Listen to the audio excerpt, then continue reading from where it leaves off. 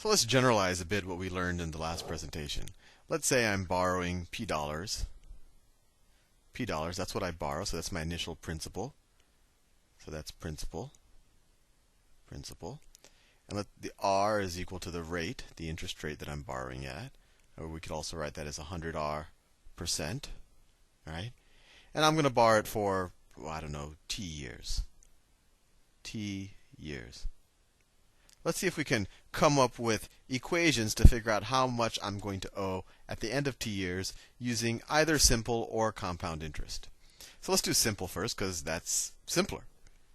So at time 0, so let's make this the time axis. Time 0, how much am I going to owe? Well, that's right when I borrow it. So if I paid it back immediately, I would just owe P. Right? At time 1, I owe P plus the interest. Plus, you can kind of view it as a rent on that money, and that's R times P. In the previous example, in the previous video, R was 10%, P was 100. So I had to pay $10 to borrow that money for a year, and I had to pay back $110. And this is the same thing as P times 1 plus R, right? Because you could view this as 1P plus RP. And then after 2 years, how much do we owe? Well, every year we just pay another RP. Right? In the previous example, it was another $10.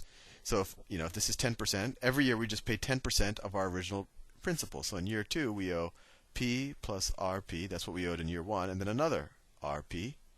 So that equals P plus 1 plus 2R. And just take the P out, and you get a 1 plus R plus R. So 1 plus 2R. And then in year 3, we'd owe what we owed in year 2. So P plus RP plus RP, and then we just pay another RP, or another, say, R is 10% or 50% of our original principal plus RP, and so that equals P times 1 plus 3R. So after T years, how much do we owe? Well, it's our original principal times 1 plus, and it'll be TR. So you can distribute this out because every year we pay PR and there's going to be T years. And so that's why it makes sense. So if I were to say I'm borrowing, let's see, do some numbers. And you could work it out this way, and I recommend you do. You shouldn't just memorize formulas. If I were to borrow $50 at 15% simple interest for let's say for 20 years, at the end of the 20 years, I would owe $50 times 1 plus the time, 20 times 0.15. Right? And that's equal to $50 times 1 plus, what's 20 times 0.15? That's 3, right? Right. So it's 50 times 4, which is equal to $200 to borrow it for 20 years. So $50 at 15% for 20 years results in a $200 payment at the end. So this was simple interest, and this was the formula for it. Let's see if we can do the same thing with compound interest. Let me erase all of this. That's not how I wanted to erase it. There we go. Okay, so with compound interest, in year 1, it's the same thing really as simple interest, and we saw that in the previous video. I owe P plus, and now the rate times P. And that equals P times 1 plus R. Fair enough. Now this is year 2 is where compound and simple interest diverge. In simple interest, we would just pay another RP and it becomes 1 plus 2R. In compound interest, this becomes the new principal. Right? So if this is a new principal, we are going to pay 1 plus R times this. Right? Our original principal was P. After 1 year, we paid 1 plus R times the original principal. Right? Times 1 plus R rate. So to go into year 2, we're going to pay what we owed at the end of year 1, which is P times 1 plus R. And then we're going to grow that by R%. So we're going to multiply that again times 1 plus R. Times 1 plus R. And so that equals P times 1 plus r squared. So the way you could think about it, in simple interest, every year we added a PR.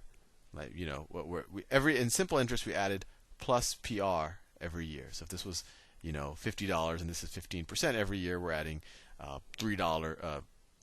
We're adding, what is that? 50%. We're adding $7.50 in interest, right? Where P is the principal, R is the rate. In compound interest, every year we're multiplying the principal times 1 plus the rate, right? So if we go to year 3, we're going to multiply this times 1 plus r. So year 3 is P times 1 plus r to the third. So year t is going to be principal times 1 plus r to the tth power. And so let's see that same example. This is we owed $200 in this example with simple interest. Let's see what we owe in compound interest. The principal is $50. It's $50. 1 plus, and what's the rate? 0.15. And we're borrowing it for 20 years. So this is equal to 50 times 1.15 to the 20th power. The 20th power, I know you can't read that, but let me see what I can do about the 20th power. So let me use my Excel. Let me clear all of this because it just actually I need to just use my mouse instead of the pen tool. Let me clear everything. Okay, so let me just pick a random point. So I just want to plus 1.15 to the 20th power, and you could do this with any calculator. 16.37, let's say. So this equals 50 times 16.37. And what's 50 times that? Plus 50 times that. $818. $818. So you now realize that if someone's giving you a loan and they say, oh, yeah, I'll lend you need a 20-year loan, I'm going to lend it to you at 15%, it's pretty important to clarify whether they're going to charge you 15% interest at simple interest or compound interest. Because with compound interest, you're going to end up paying, I mean, look at this. Just to borrow $50, you're going to be paying $618 more than if this was simple interest.